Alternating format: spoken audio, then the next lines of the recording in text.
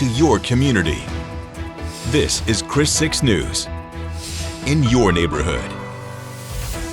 Well, heading into our Tuesday, there's going to be more of that heat back around the coastal bend into the moderate and major heat risk today with the addition of the extreme into tomorrow. We'll give you a look at what to expect coming up in our 7-day forecast. I'm your neighborhood news reporter, Jordan Benavidez. I'm out at Lake Corpus Christi. Water from the Nueces is starting to flow in, and we can see it here. I'll have more details on lake levels for you later today. Grab a spoon and join me as we visit one of the top-rated ice cream parlors in the country. You're not going to want to miss this. Good morning, everyone. You are watching Chris 6 Sunrise, waking up with the Hoffman singular as Michelle has today and tomorrow off. I'm Brian Hoffman. So we got to check in with this forecast since it is a Tuesday with meteorologist Stephen Jones. Well, howdy and happy Tuesday, Coastal Bend. Starting us off with our weather headlines as we're heading out there. Something we're going to be seeing today is a little bit of that Saharan dust pushing overhead, but luckily it's going to be brief-lived and gone out of the area by tomorrow. Something else we're going to notice, that major heat risk is around once again today and through the next few days with that feels like temperature into the triple digits. Also going to be watching that flood warning continuing along the Nueces River. That's in portions of Live Oak County coming right up to Lake Corpus Christi and seeing some incredible rises out there so far.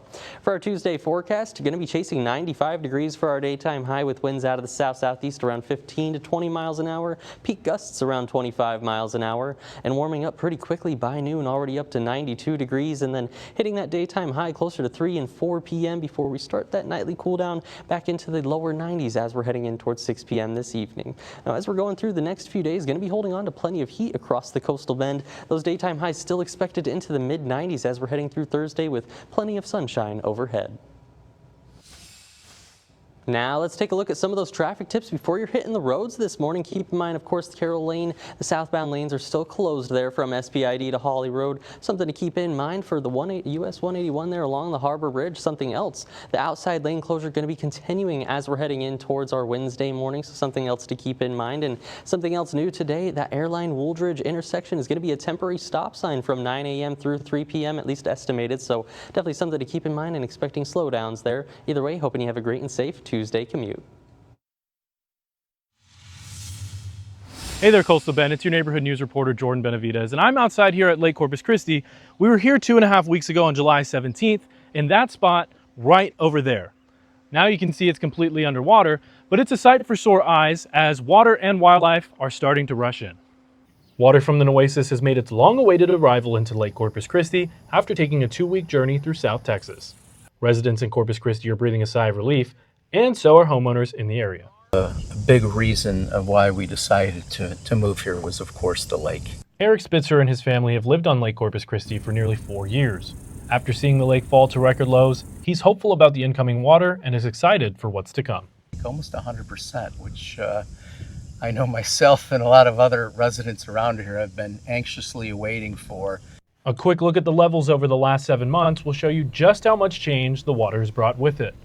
As of today, the lake is sitting at its highest level since late 2023, but by the looks of the Nueces River, it's not done just yet.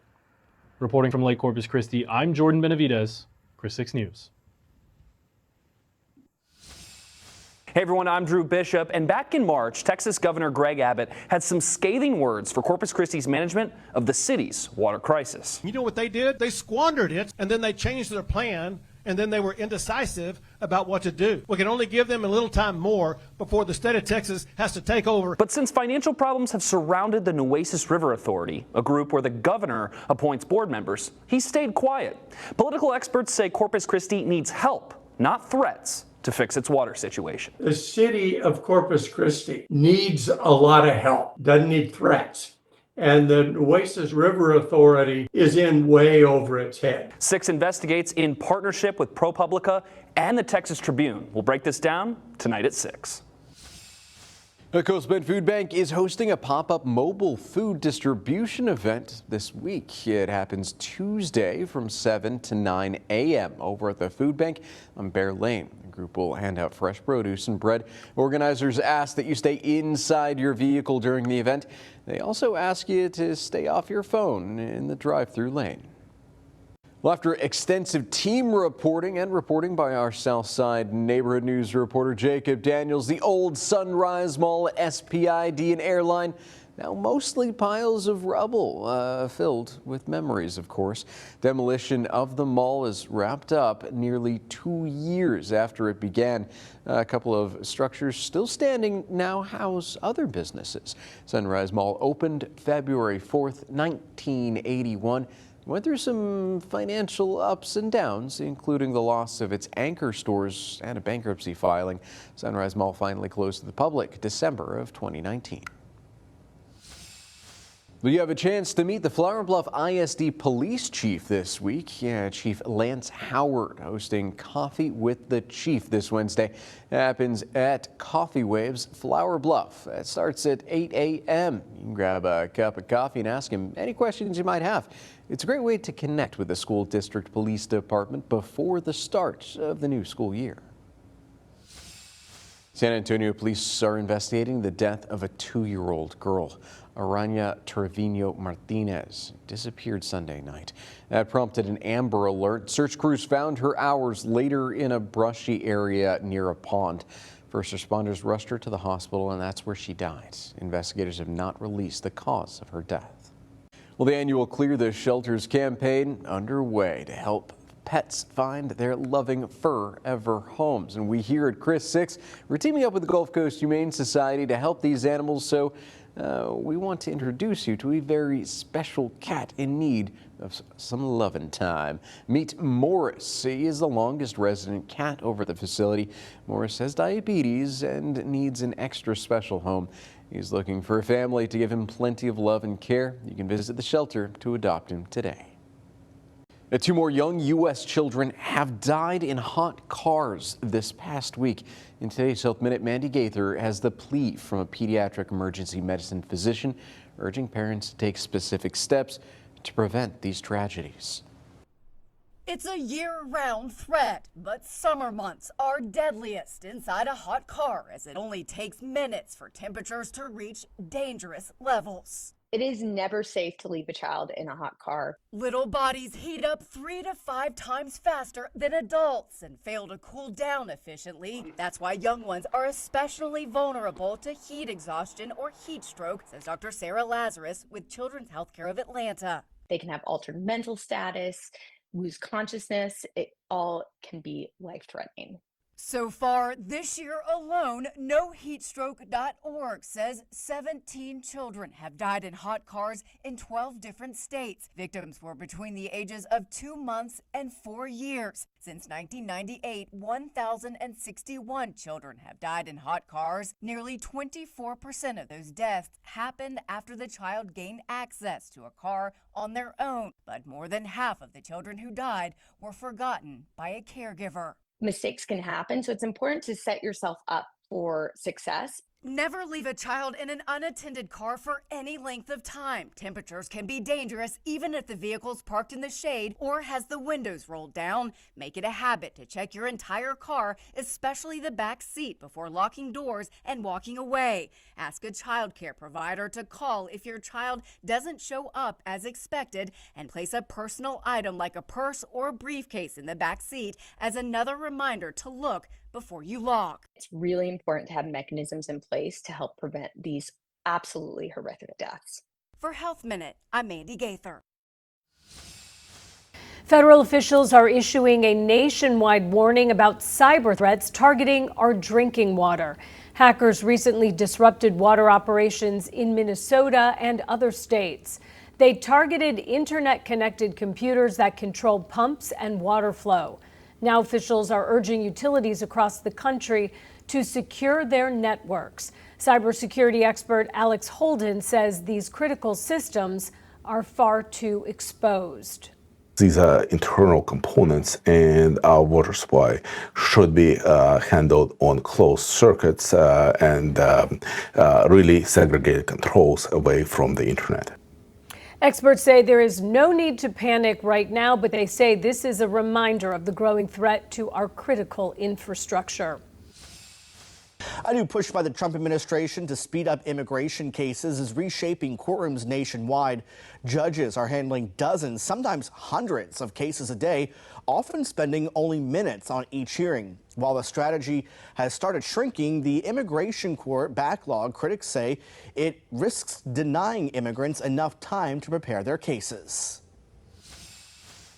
Getting kicked off the family phone plan may sound small, but for many millennials and Gen Z adults, it marks the end of one of their last financial ties to their parents. A new Federal Reserve survey found cell phone bills are the most common expense covered by someone outside the household for adults who are under 30. As more parents cut costs ahead of retirement, young adults are discovering the emotional sting of finally paying their own way. Watching Chris 6, a part of the Scripps News Group.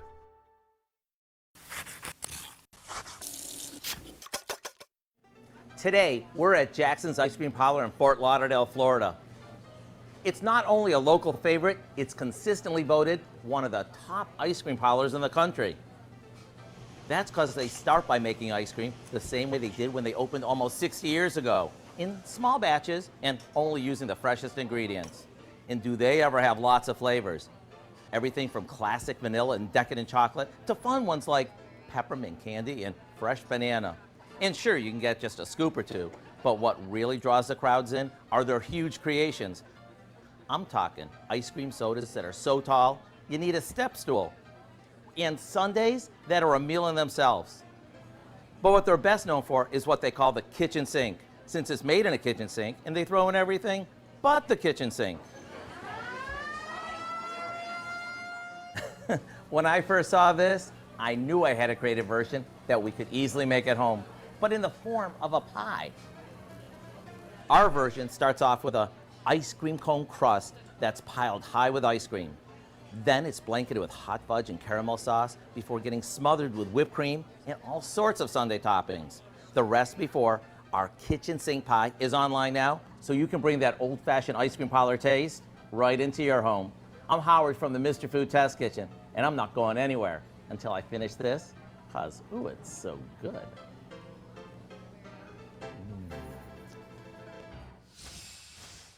Well, hey there, Coastal Bend. Getting a peek at the big weather picture going on out there. High pressure is over most of the Lone Star State, giving us plenty of clear skies overhead. A little bit of that cloud cover closer to the border to the south of us, but overall going to expect plenty of sunshine as we're heading through the rest of our Tuesday. And of course, that means more of that summer heat to go around.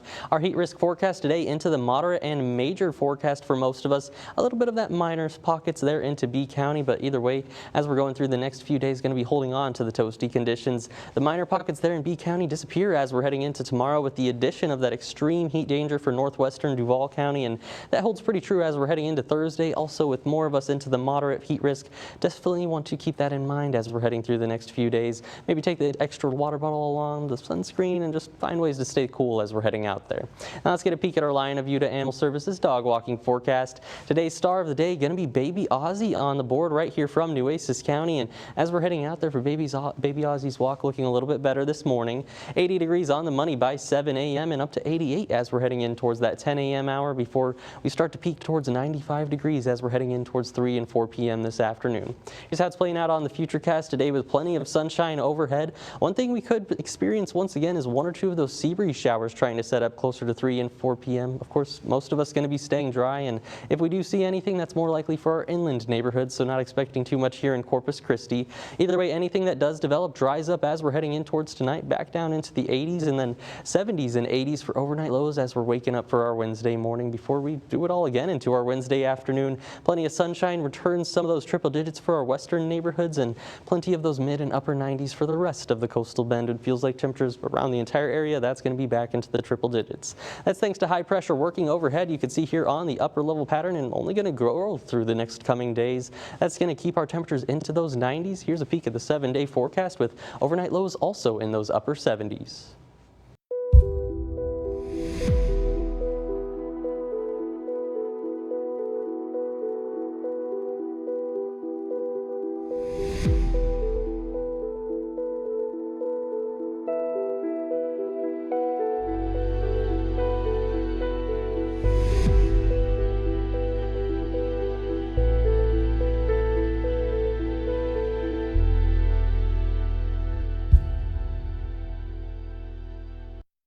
Chris 6, a part of the Scripps News Group. A standoff is officially over as the next Attorney General is going to be chosen. 2 Republican senators will now vote to confirm Todd Blanche. Now, Blanche promised in writing to end the anti-weaponization fund. Meanwhile, Iran is denying President Trump's claims about peace talks.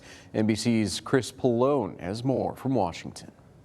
This morning, 2 holdout Republican members of the Senate Judiciary Committee have cleared the way for Acting Attorney General Todd Blanche's nomination to advance. I'm glad we were able to solve the problem. Republicans John Cornyn and Tom Tillis, both leaving the Senate in January, wanted written assurance from President Trump's former personal attorney the Trump administration will not move forward with a nearly $2 billion fund to pay people who say they were unfairly prosecuted by the Biden Justice Department and limiting Trump's immunity from IRS audits. That May Justice Department settlement agreement set off alarm bells from Democrats. Trump sued himself, settled with himself, and then gave himself tax immunity for life and $2 billion. All I know is that Todd Blanche is great.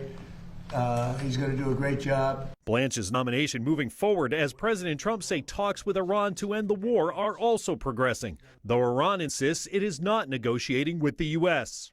When they're talking, they don't like saying that they're talking. So I say, wait, we're in talks. Big deal. Trump says a closed critical shipping lane could reopen today. Oil prices dropped on the news. The first phase is the opening of the straits. The second phase will be the denuclearization. The president said he called off massive strikes against Iran's civilian infrastructure over the weekend at the urging of U.S. allies in the region. I want to give them every last chance before decapitation. Very tough to do what we have planned, still planned.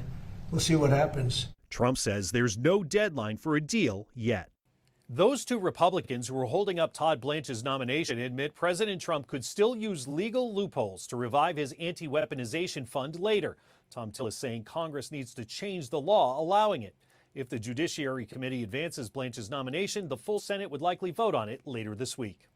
In Washington, Chris Pallone, NBC News.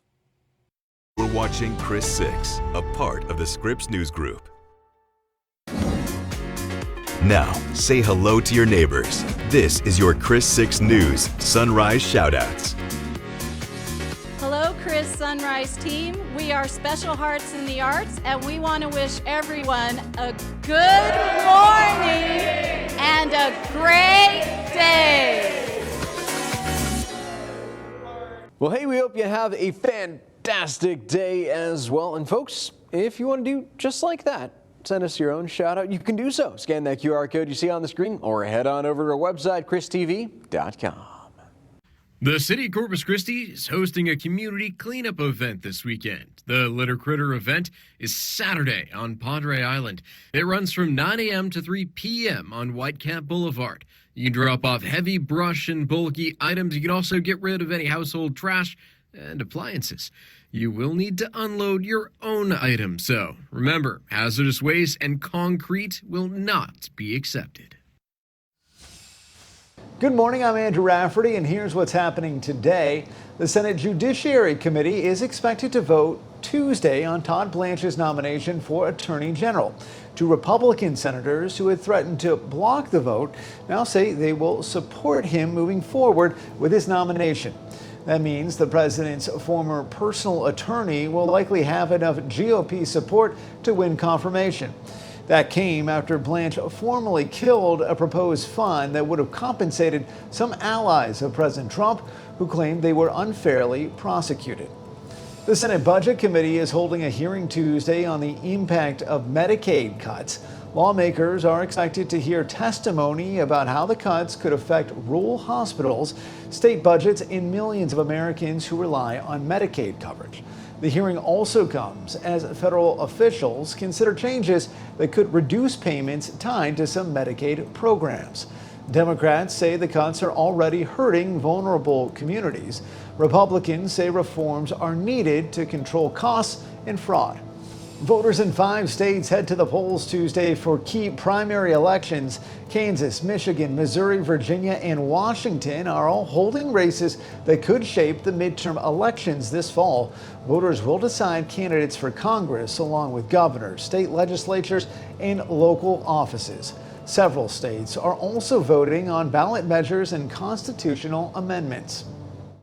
You to your community. This is Chris 6 News in your neighborhood.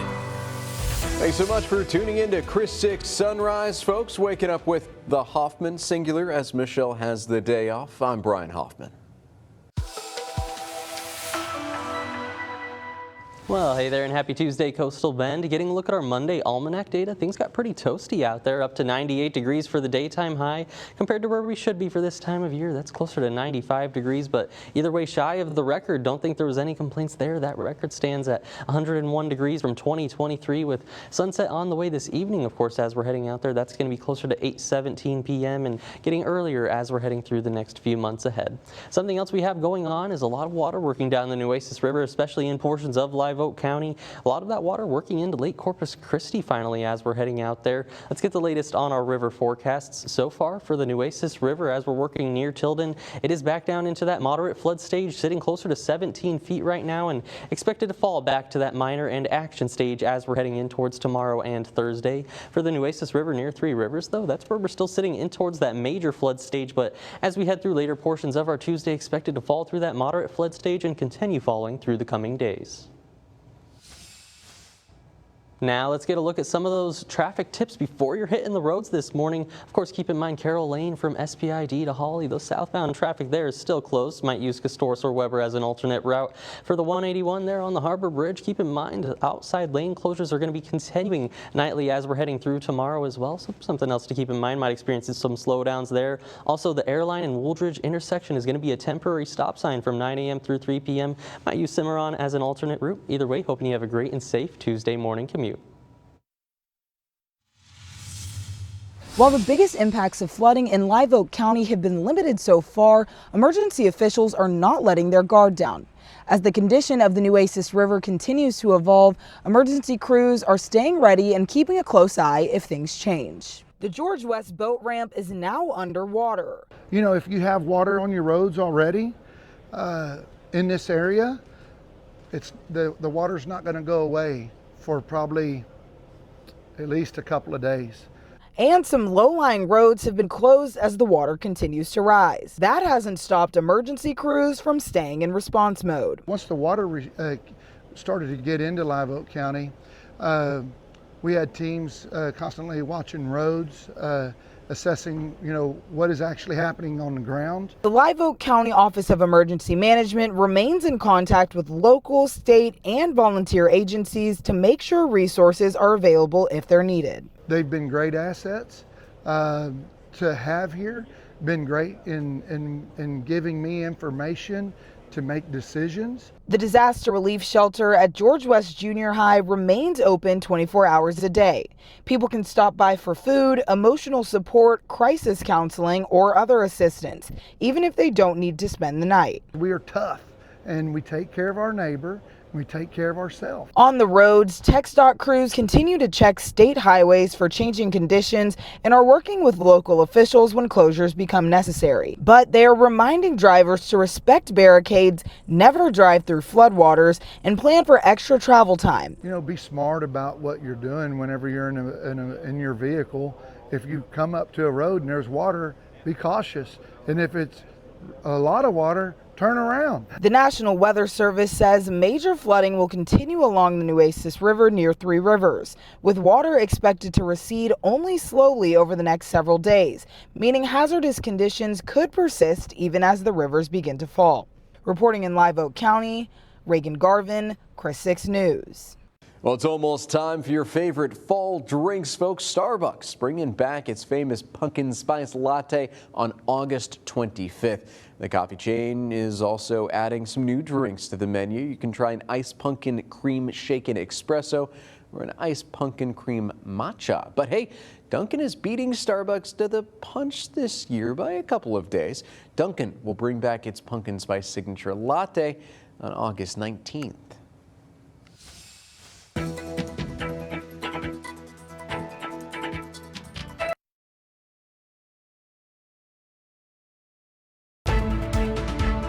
Now, 20 minutes of nonstop news, sponsored by Ewald Kubota. I'm Jada Strayer, and coming up, how one man's dedication to students, veterans, and the coastal bend is being remembered by the community he served.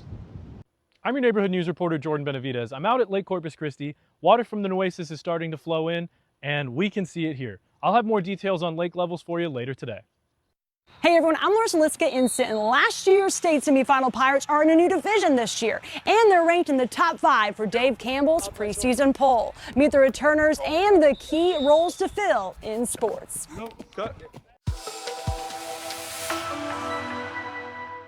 Well, howdy and happy Tuesday, Coastal Bend. Getting a look at our forecast at a glance. Today, we're going to be chasing 95 degrees for our daytime high here in town. Also a little breezy. Winds out of the south-southeast, sustained at 15 to 20 miles an hour. Could see some of those peak gusts closer to 25 miles an hour at times this afternoon.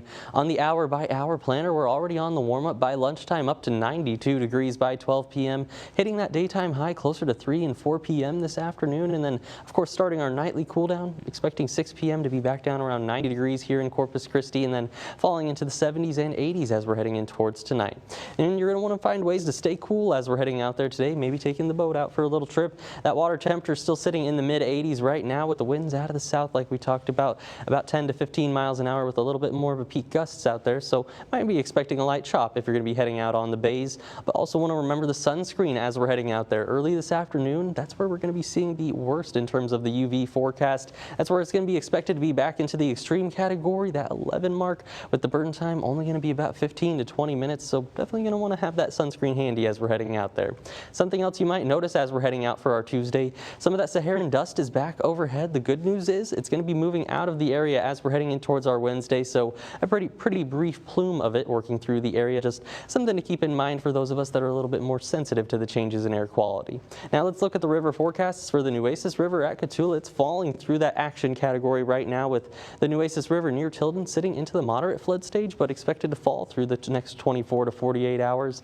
And for the Nueces River near Three Rivers, that's where we're still sitting into the major flood stage, right around 35 feet right now, and expected to fall back into that moderate flood stage as we're heading through later portions of our Tuesday. In terms of our latest lake levels updates, here's where we're sitting right now with the combined reservoir capacity up to 36%, with Lake Corpus Christi over 64% right now, so definitely good news there. Here's a peek at our 7-day forecast with daytime highs in the 90s. Hey there, Coastal Bend. It's your neighborhood news reporter, Jordan Benavidez, and I'm outside here at Lake Corpus Christi. We were here 2.5 weeks ago on July 17th in that spot right over there. Now you can see it's completely underwater, but it's a sight for sore eyes as water and wildlife are starting to rush in. Water from the Nueces has made its long-awaited arrival into Lake Corpus Christi after taking a 2-week journey through South Texas. Residents in Corpus Christi are breathing a sigh of relief, and so are homeowners in the area. A big reason of why we decided to move here was, of course, the lake. Eric Spitzer and his family have lived on Lake Corpus Christi for nearly 4 years. After seeing the lake fall to record lows, he's hopeful about the incoming water and is excited for what's to come. Almost 100%, which I know myself and a lot of other residents around here have been anxiously awaiting for. A quick look at the levels over the last 7 months will show you just how much change the water has brought with it. As of today, the lake is sitting at its highest level since late 2023, but by the looks of the Nueces River, it's not done just yet. Reporting from Lake Corpus Christi, I'm Jordan Benavidez, Chris 6 News. Hey everyone, I'm Drew Bishop, and back in March, Texas Governor Greg Abbott had some scathing words for Corpus Christi's management of the city's water crisis. You know what they did? They squandered it, and then they changed their plan, and then they were indecisive about what to do. We can only give them a little time more before the state of Texas has to take over. But since financial problems have surrounded the Nueces River Authority, a group where the governor appoints board members, he stayed quiet. Political experts say Corpus Christi needs help, not threats, to fix its water situation. The city of Corpus Christi needs a lot of help, doesn't need threats.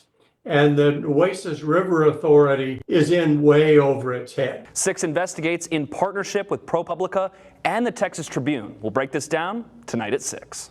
The far-field study now complete. The study was commissioned by city manager and done by Spheros Environmental with an aim to evaluate any potential impact on our bay system by proposed Inner Harbor desal facility. A presentation of preliminary findings back in June on the 2nd raised some concerns among the scientific community about whether the study was even thorough enough. Specifically, they want more on potential impacts to marine life. Final report presents findings on salinity levels, the formation of distinct layers of water in the bays, and the movement of tides. Since the June 2nd presentation, there have been calls for an independent review of this study. City Council members have each been given copies of the report. Corpus Christi Water have previously stated that they would post the final report on their website as soon as it was released. The Coastal Bend community is mourning a huge loss after the passing of longtime educator and the founder of the Veterans Band of Corpus Christi, Romero Chavez. I'm Jada Strayer, and I'm here at Sherrill Park, where Mr. Chavez performed hundreds of times for various ceremonies honoring our local veterans. Romero Ram Chavez was born in 1946, and like many of his generation, he was drafted into the Army and served in Vietnam as a combat medic. His tour of duty stretched from April 1967 to April 1969. Chavez returned from Vietnam with scars that he treated with his love of music.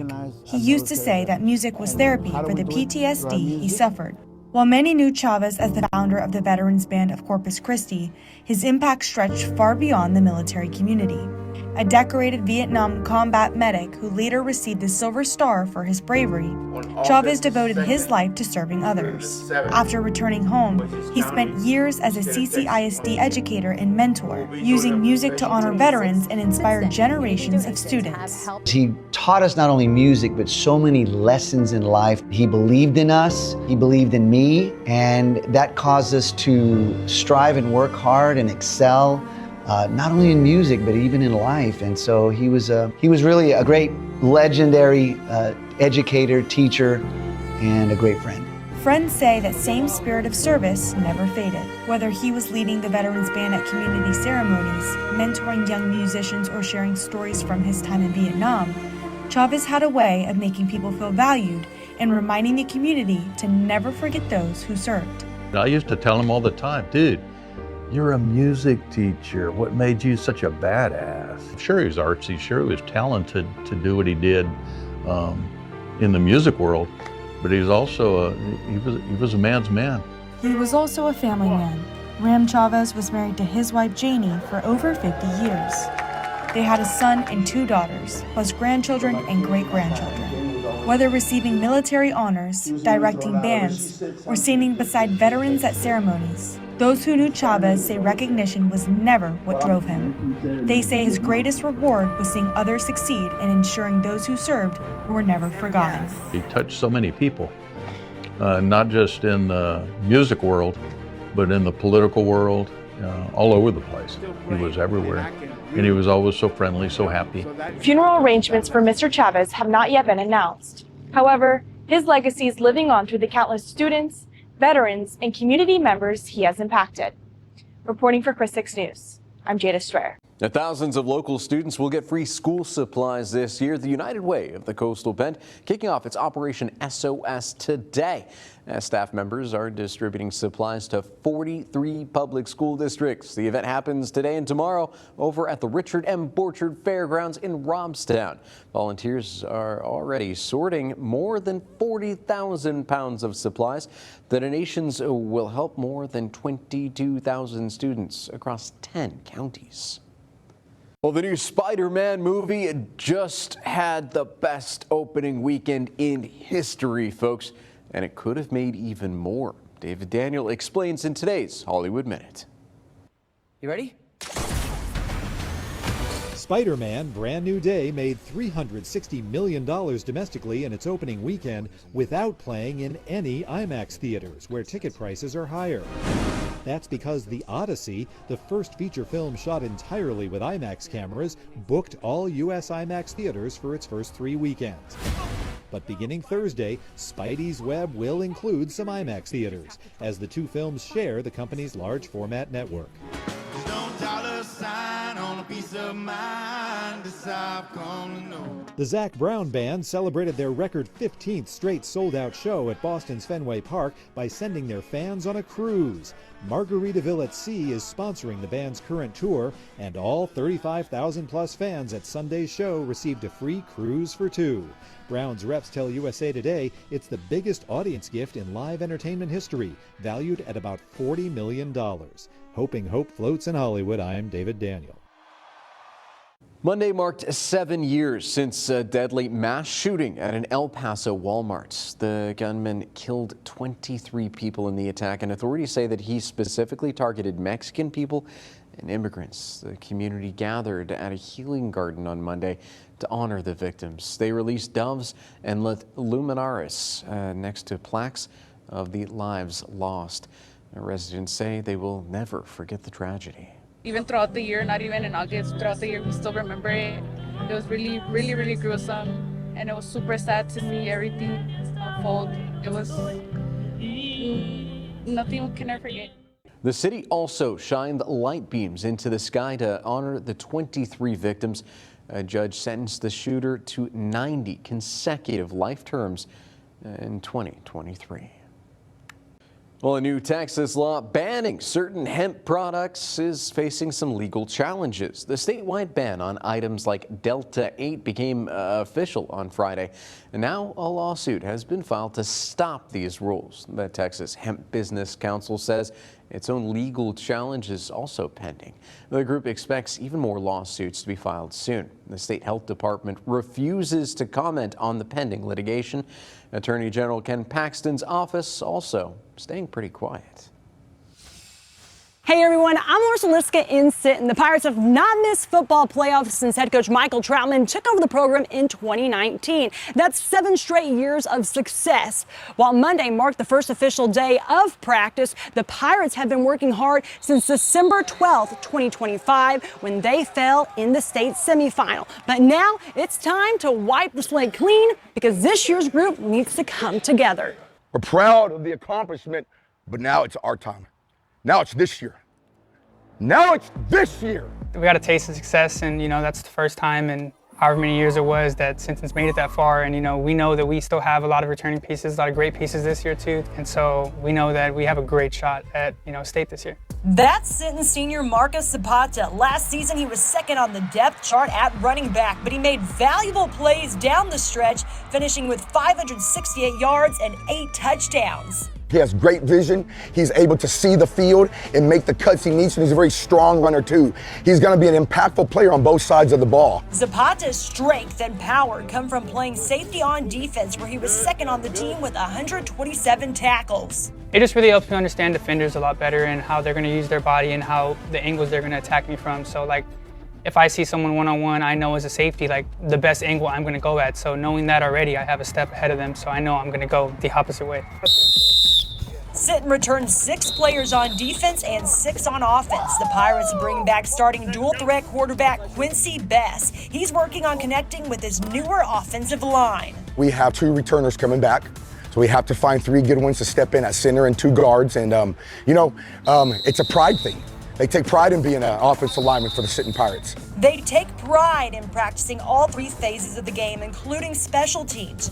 Junior kicker Blake Bordlon is back. He made some big-time field goals in the playoffs, like the game winner against Cuero. No, I know my role is huge, but it took everybody on the team. Just going back, everything. Everybody focuses on the kick, but nobody focuses on after. We still had to recover an onside, and that was a whole team effort. Once again, showcasing the team's hunger just to get past that point. Sinton kicks off the season with a road trip to Tolosa Midway on Friday, August 28th at 7:30 p.m. And as head coach Michael Troutman said, it starts now. I'm Larissa Liska, Chris 6 Sports.